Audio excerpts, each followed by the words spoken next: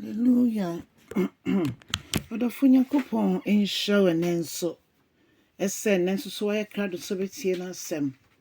Onyankopon tere wa hye mu no biebia kwan emfanto bebia kwan nda. Enenso so meso seti asem no na cha asem no na mafoforo nso so. Enya fa hudi mfiri asem yi mu. Esanse nyame asem mu na tumi ewo.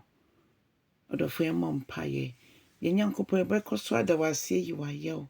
enenso yeda wase woda foforo de adom yen ye mpaye bo nyina ne serade kaye ho na ma enede insoso enye nhyirada fa hye onyam na wasem so na yen kra ewe Jesus Christ dim ne mpaye. Amen.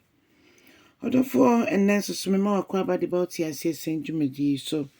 me afia kenkan sam 50 sama woma edi kan eti eduonu mensa December akokosi and 9, 1 Samuel 23, 1-4. Odof yenti Awurade asem. Etifi asem ne say David ebo Keila kro no ho ban. Osida kro David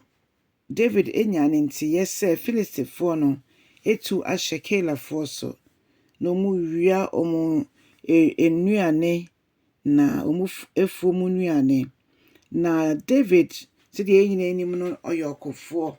onye oyokofo yenhwe efi Goliath breso eni said the akombebra okọ Bible mo din konim no onyankopon nam na basa so din konim pa nti otese Filistifo no etete Keilafo no bi se Awurade menko enko sorry enko tun shomo so na Awurade se anko na koboa wo mo. Na David kache ne crofo anase ememmo ne omoko ni sojafo no se moma yenko na yenkoko na sojafo esue sanse na Filistifo no omo edoso nti ama David san bi se Awurade no pese o make sure anase nyankopon si ni pima no se ampa onko obisa ni biom ene nyankopon kache nse ai meseko adofo ema yehu se yana monto yetu o Kristo mu no yegina akono Bible ma yeti ase e Efesofo motinsia o se enya honam ani moja na yeni omunya odofo ene nti se ye gidifo no yenkan hu se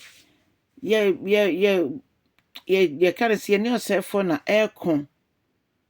oto ni pia anaso oyeso oto ahye yenso a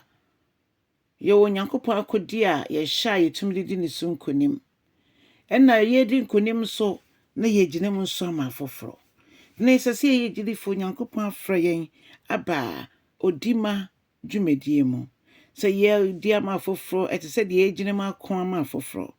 David hu se Keilafo enti Filistifo nti osre Awurade nso ma na kwan ade ba kwa ye mede no David bibia obeye bia osre Awurade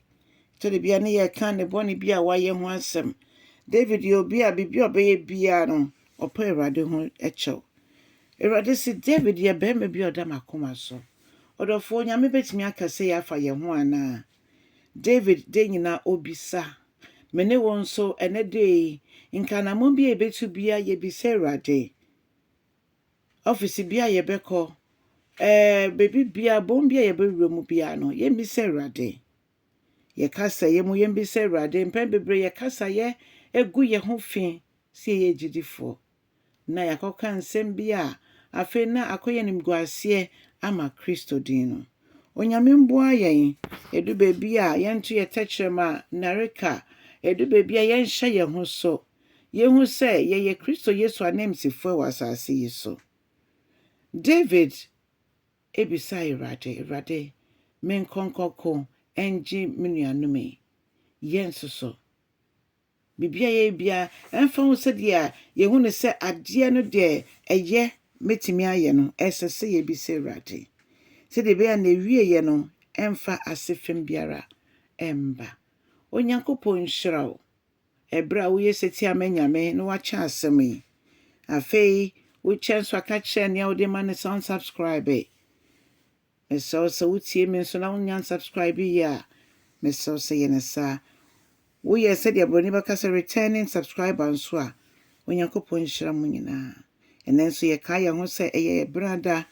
yɛbɛyɛ family life education dwumadie no ɛwɔ Zoom ɛne Facebook nyinaa live. Onyankopɔn dom boa yɛn na yɛntimi na yɛmbɛka dwumadie ho. Bɔ mpaeɛ ɛma family life education dwumadie na nyankopɔn yɛbisa no a nea ɔkyerɛ yɛn sɛ yɛnyɛ no yɛtimi ayɛ ne saa. Ɛnɛ bisa Awurade ɛwɔ anamontuo bi a wotu mu na yɛnhyira nso wɔ Yesu Kristo din mu. Amen ɛne amen.